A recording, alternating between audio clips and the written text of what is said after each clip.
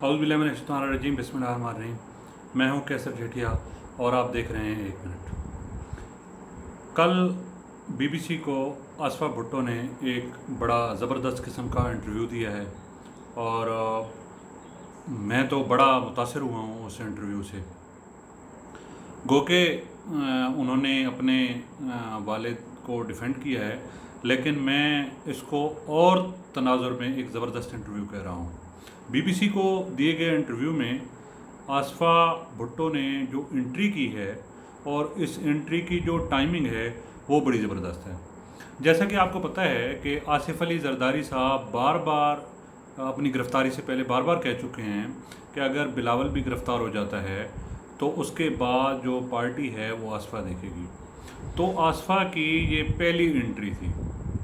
मैं उसके वो जो इंटरव्यू है उसके कंटेंट्स में नहीं जाना चाहता, लेकिन इस मौका पर मैं इसको और तनाज़ुर में देख रहा हूँ। इस इंटरव्यू की जो टाइमिंग है वो अगर आप ज़रा देखें तो एक टाइम पे जरदारी साहब लगे हुए हैं प्ली बारगेन में, और अब मैं समझता हूँ कि जरदारी साहब को मुकम्मल तौर पर इदराक हो गया है कि ना ही मेरी बचत होने वाली है और ना ही बिलावल भुट्टो की बचत होने वाली है। ये जो इंटरव्यू है ये आम इंटरव्यू नहीं है। आने वाले दिनों में देखेंगे कि इस इंटरव्यू के बाद आसफ़ा भुट्टो की सियासी सरगर्मियाँ क्या होती हैं। आसफ़ा भुट्टो इससे पहले एक पोलियो कैंपेन में काम कर चुकी हैं और उनका जो इंटरव्यू है वो इस लिहाज से मैं कहता हूँ कि मोहतरमा बेनज़ीर भुट्टो के बाद अगर कोई इंटरव्यू इस अंदाज में, इस तमंग अंदाज में दी है तो वो आसफ़ा भुट्टो ने दिया है। लेकिन आसफ़ा की बदकिस्मती ये है कि वो जरदारी साहब की बेटी हैं, वो फरियाल तालपुर साहब की भतीजी हैं और वो बिलावल भुट्टो की बहन है।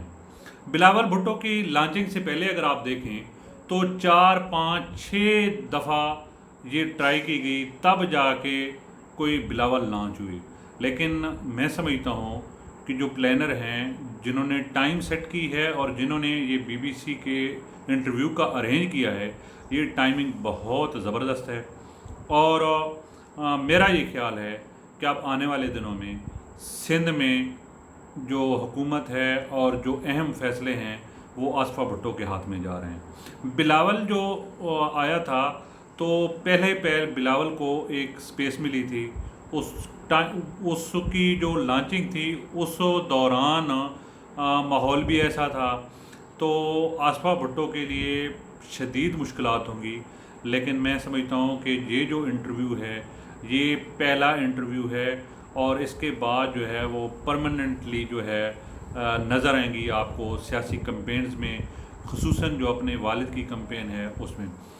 लेकिन यहाँ पे मौरूसी सियासत की जब हम बात करते हैं कि ख़ानदान में एक के बाद दूसरा, दूसरे के बाद तीसरा और तीसरे के बाद चौथा, तो मोहतरमा बेनज़ीर भुट्टो के ख़ानदान में मैं समझता हूँ कि अगर सियासी विरासत के नाम में कोई होगा तो वो आसफ़ा भुट्टो होंगी, क्योंकि बिलावल की लॉन्चिंग मैं देख चुका हूँ और उसके बाद जो बिलावल ने अपनी उठान के दिनों में, अपनी इंतहाई अहम दिनों में जो फ़ैसले किए हैं या जो मुलाकातें की हैं, जो इंटरव्यूज़ दिए हैं, वो शायद इतने इंस्पायरेशन नहीं थे।